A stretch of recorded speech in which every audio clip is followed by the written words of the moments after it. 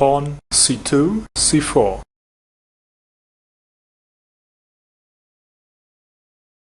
I can look back at my chess career and pick out more than a few crisis points, but only one Mount Everest. I would like to share the tale to investigate the means I used in winning the most important game of my life. After a tough, prolonged defense, I suffered one of the worst hallucinations of my career and blundered to a loss in Game 23. Suddenly, Karpov was up by a point and was only a draw away from taking back the crown he had lost to me 2 years earlier. The very next day after this catastrophe, I had to take the white pieces into a must-win Game 24. Kaisa, the goddess of chess, had punished me for my conservative play, for betraying my nature. I would not be allowed to hold on to my title without winning a game in the second half of the match. Only once before in chess history had the champion won a final game to retain his title. With his back against the wall, Emanuel Lasker beat Karl Schlechter in the last game of their match in 1910. The win allowed Lasker to draw the match and keep his title for a further 11 years. The Austrian Schlechter had, like Karpov, a reputation as a defensive wizard. In fact, his uncharacteristically aggressive play in the final game against Lasker has led some historians to believe that the rules of that particular match required him to win by 2 points. When preparing for my turn on the other side of this situation, I recalled that critical encounter. What strategy should I employ with the white pieces in this must-win final game? There was more to think about than Game 23 and Game 24, of course. These were also games 119 and 120 between us, an extraordinary number of top-level encounters between the same two players, all played in a span of 39 months. It felt like one long match, with this final game in December 1987, the climax of what we had started in September 1984. My plan for the final game had to consider not only what I would like best, but what my opponent would like least. And what could be more annoying for Karpov than my turning the tables and playing like Karpov? Garry Kasparov. Excerpt from How Life Imitates Chess, 2007, Bloomsbury Publishing, USA.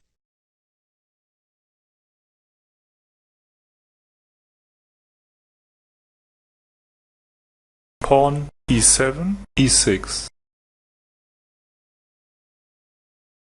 Knight g1, f3. Knight g8, f6. Pawn g2, g3. Pawn d7, d5. Pawn b2, b3. Bishop f8, e7. Bishop f1, g2. Castles kingside. Castles kingside. Pawn b7, b6. Bishop c1, b2. Bishop c8, b7. Pawn e2, e3.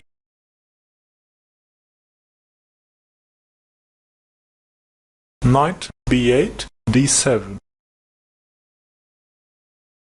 Knight b1, c3.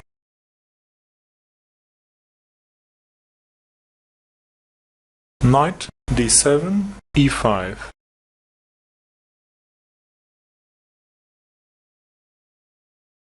Knight f6, e4.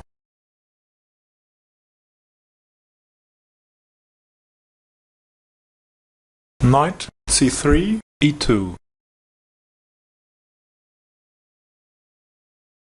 pawn a7, a5, pawn d2, d3,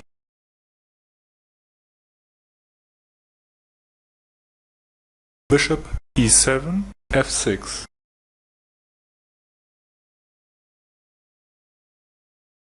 queen d1, c2, bishop f6 takes bishop b2, queen c2 takes bishop b2,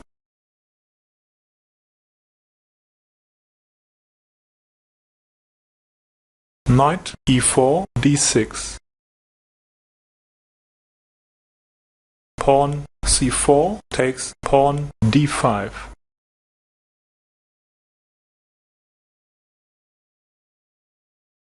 bishop b7 takes pawn d5, pawn d3, d4, pawn c7, c5, rook f1, d1, rook a8, c8, knight e2, f4, bishop d5 takes knight f3, bishop g2 takes bishop f3,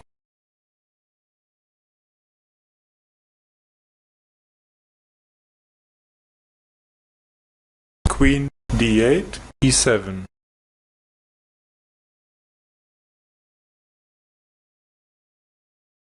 rook a1, c1, rook f8, d8, pawn d4 takes pawn c5, knight d7 takes pawn c5, pawn b3, b4, pawn a5 takes pawn b4, queen b2 takes pawn b4, queen e7, a7, pawn a2, a3,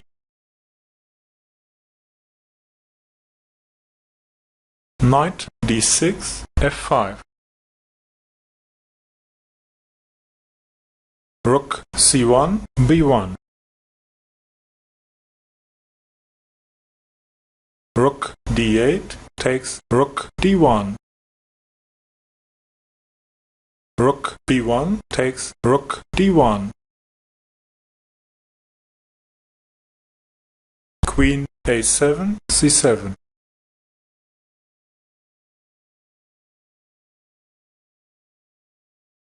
knight f4, d3,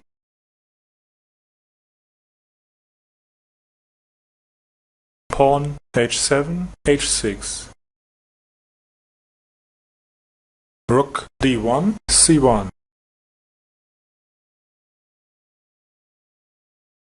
knight f5, e7,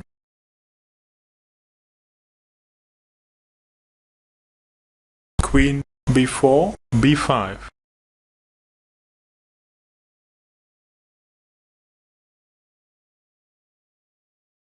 knight e7, f5, pawn a3, a4,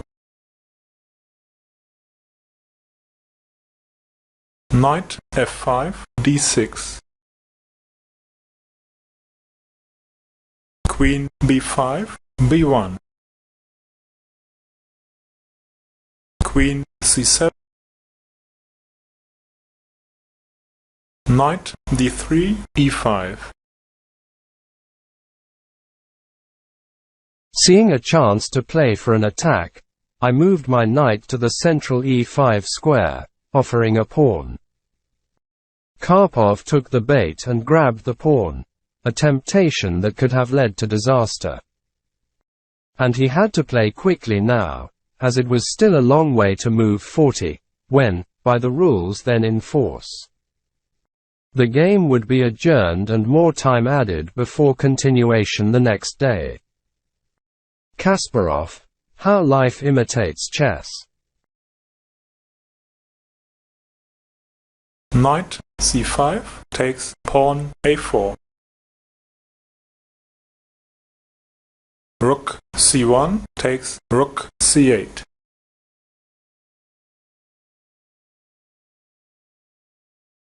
I exchanged rooks, leaving me with queen, knight, and bishop against his queen and 2 knights. He had an extra pawn, but I had seen a tactical possibility that would give me a powerful attack. His pieces were dangerously uncoordinated, and his king was vulnerable. If I could penetrate into his position with my queen, I could exploit both of these factors at the same time. The question was where to move my queen on move 33. Karpov could only wait, knowing he would have to reply almost immediately or he wouldn't have enough time to make the next 8 moves without losing on time. Kasparov, How Life Imitates Chess. Knight d6 takes rook c8. Queen b1 d1.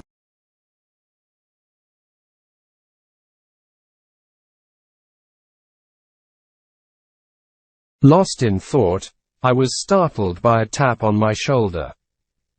The Dutch arbiter leaned over and said, "Mr. Kasparov, you have to write the moves." I had become so wrapped up in the game that I had forgotten to make note of the last 2 moves on my score sheet as required by the rules. The arbiter was of course correct to remind me of the regulations, but what a moment to be strict. Distracted, I played my queen to the wrong square. I missed a subtlety and failed to see why a different move with the same idea would have been stronger. My move gave Karpov a clever defense, and suddenly he was 1 move from reclaiming his title. But under pressure from the clock, he missed the best move, though our exchange of errors would not be discovered until well after the game, and the momentum was still with me. Kasparov, How Life Imitates Chess.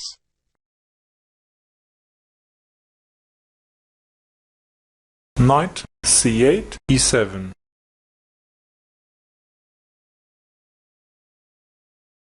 Queen d1 d8. King g8 h7. Knight e5 takes pawn f7.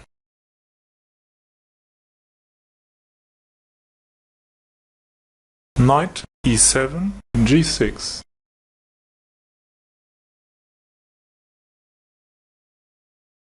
Queen d8 e8.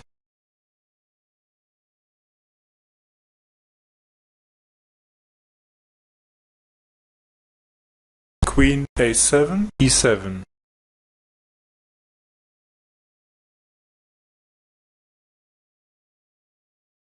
Queen e8 takes knight a4. Queen e7 takes knight f7. Bishop f3 e4.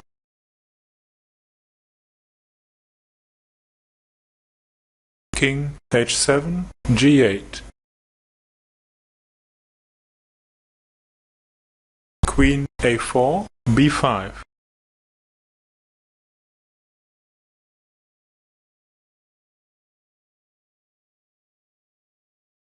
Knight g6 f8.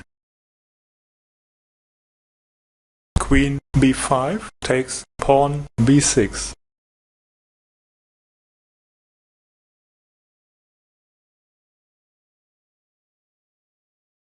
Karpov's best opportunity to defend had passed, and my forces surrounded the Black King. I regained my sacrificed pawn with interest, and by the time we reached move 40, ending the time scramble, my position was clearly superior. The game was adjourned until the next day with the title still up in the air. It was going to be a long night. Getting a good night's sleep before the game had been wise, but now there was work to do. 13 pieces were still on the board, including queens, too much material for definitive endgame analysis. I had an extra pawn, but with such limited material, Karpov had definite chances of a draw. A lot of chess was still ahead. Kasparov, How Life Imitates Chess. Queen f7, f6.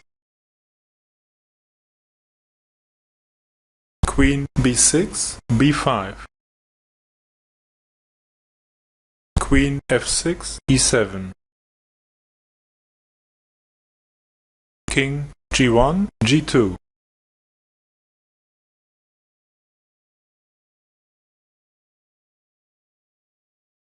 The best news was that I could play this position forever, maneuvering around to provoke a mistake by my opponent. Black would be tied down on defense the entire time, and Karpov knew it. The prospect of such prolonged torture took its toll. I could see it in his eyes when he walked on the stage a few minutes after I did. His fatalistic expression told me that he had already lost the game psychologically, which boosted my confidence. Kasparov, How Life Imitates Chess. Pawn g7, g6.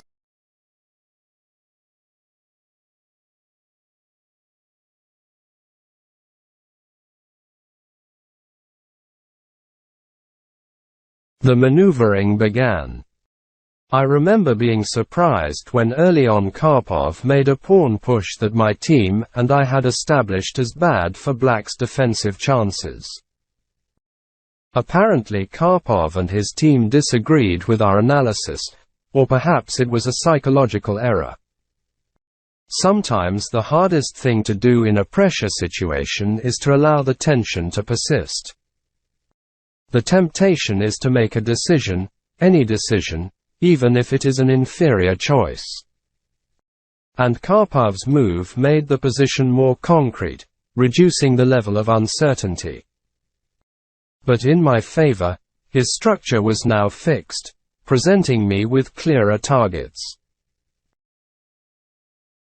Convinced of the quality of our analysis, I took Karpov's significant deviation from it as a mistake, not a potential improvement, further increasing my confidence.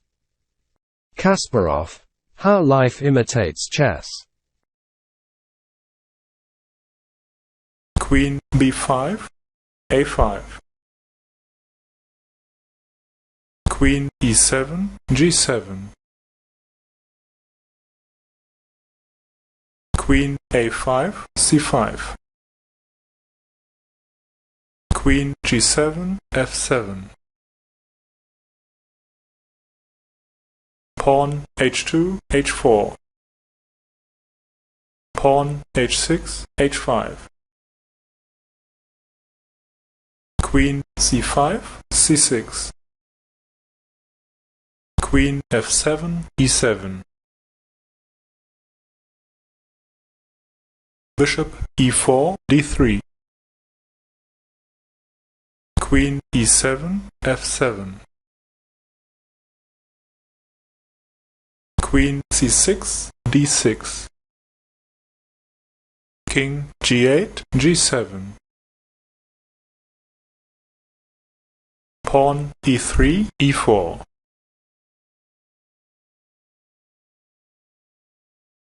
King g7, g8. Bishop d3, c4. King g8, g7.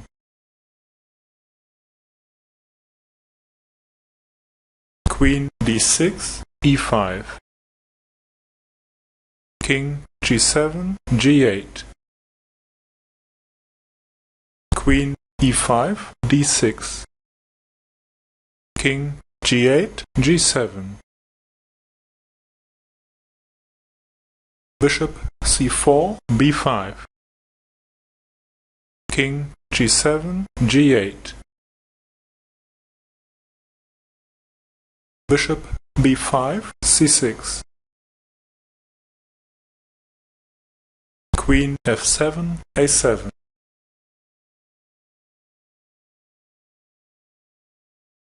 Queen D6, B4.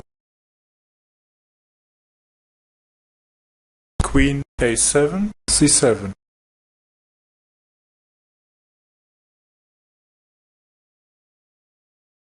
Queen B4, B7.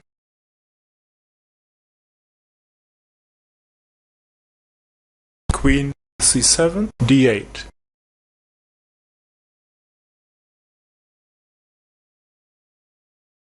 Pawn E4, E5. Queen D8, A5. Bishop C6, E8.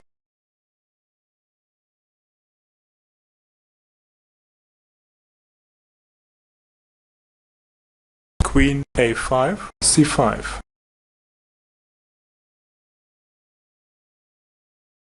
Queen B7, F7. King G8, H8.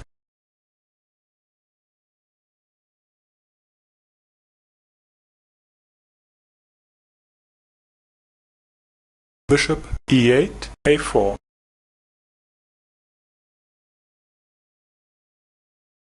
Queen C5, D5.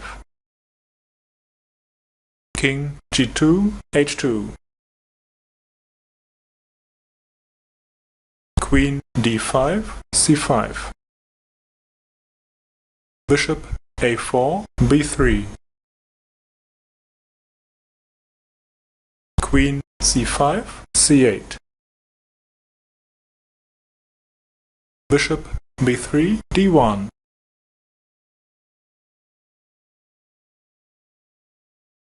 Queen C8, C5. King H2, G2. After another 10 moves of steady squeezing, I began to feel the win was in the bag. Karpov's pieces were pinned up against the wall, and a little more maneuvering would lead to decisive material gain. Later I heard that FIDE President Florencio Campomanes was busy calling a special meeting in another room to decide how to handle the closing ceremony, which was scheduled to be held on the same day. But it still looked as if this game could last forever. What was to be done? 2 crises were averted at once when someone ran into the meeting room to announce Karpov resigned. It was without question the loudest and longest standing ovation I had ever received outside my native country. The theater thundered as Spanish television cut from football to broadcast the conclusion of the match. I had done what Karpov had failed to do in 1985, won the final game and drawn the match to retain my title. This time I would have a good, long time to enjoy it. Garry Kasparov, excerpt from How Life Imitates Chess, 2007, Bloomsbury Publishing USA. After this move, Black resigned. Then the game could develop like this. Queen C5, B4.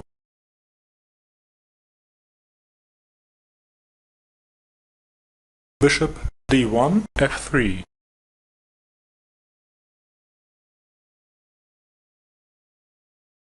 Queen B4, A3. King G2, H2. Queen a3, b4. King h2, h3. Queen b4, c5.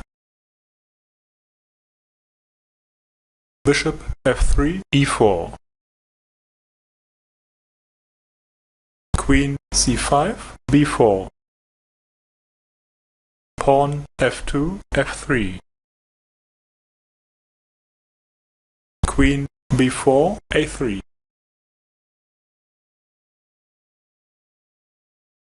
Pawn f3, f4. Queen a3, c5.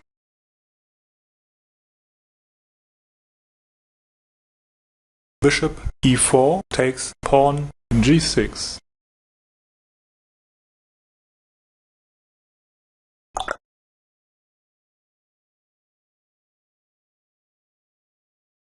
Knight f8 takes bishop g6.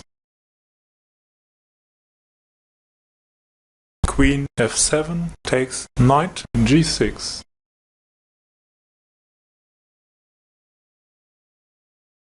Queen c5, f8.